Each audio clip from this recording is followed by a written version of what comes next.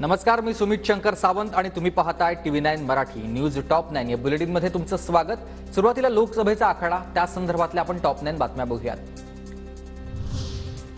India आघाडीचं शिष्टमंडळ राष्ट्रपतींना उद्या भेटणार। मतदानाच्या वाढत्या टक्केवारीच्या आरोपांवरून राष्ट्रपतींची भेट घेणार। मतदानानंतर जाहीर होणाऱ्या टक्केवारीमध्ये 1 ते 2% फरक असेल तर असू शकतो, मात्र 10% फरक असल्यामुळे निवडणूक आयोगावर संशय संजय राऊतांकडून व्यक्त करण्यात आला।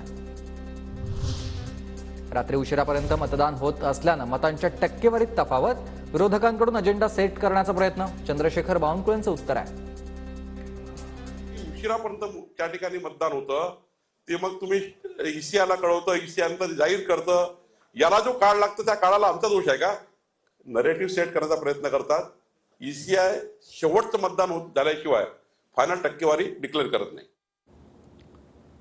निवडणूक आयोग कोणत्या आधारे मतदानाची टक्केवारी वाढवत आहे? मतांच्या टक्केवारीतील 10 ते 12% तफावत ही गंभीर बाब। काँग्रेस प्रदेशाध्यक्ष नाना पटोलेंचं वक्तव्य। जर आणि तिथं बूथला आमची जी लोक बसतात, सगळ्या पक्षाचे लोक असतात, त्यांचा जो आखरी किती लोकांचं मतदान झालं त्याचं जे 76 फॉर्म जो दिला जातो त्या फॉर्मवरच सगळे मतदानाचा आकडा राहतो। पण त्याच्यापेक्षा अगर आकडा वाढत असेल ही गंभीर बाब आहे। शेवटच्या तासात 10% मतदान वाढ कशी? बुलढाण्याचे अपक्ष उमेदवार रविकांत तुपकर यांच्याकडून शंका व्यक्त।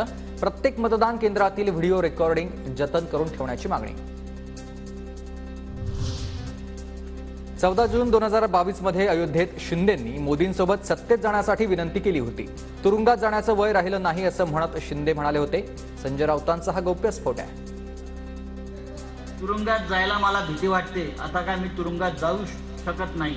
हे अयोध्येत रामाच्या साक्षीनं ज्या रामाच्या प्राणप्रतिष्ठेला पोहोचले होते नरेंद्र मोदी बरोबर, त्या अयोध्येत हा संवाद त्यांचा आणि माझा आहे।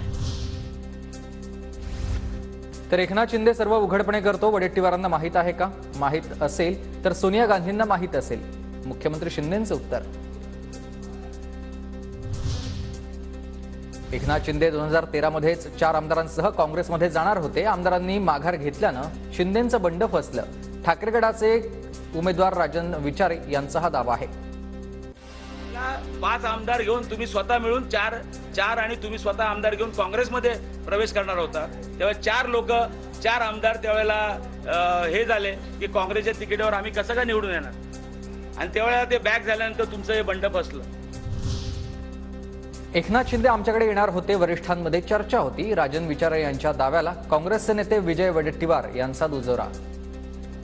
चर्चा त्यावेळेस झालेली होती असं मला वरिष्ठांनी सांगितलं होतं, आणि त्यावेळेची चर्चा आणि कुजबूज होती की एकनाथ शिंदे पक्षामध्ये प्रवेश करतील अशी चर्चा त्या वरिष्ठांमध्ये आणि काँग्रेसच्या वर्तुळामध्ये त्यावेळेस होती।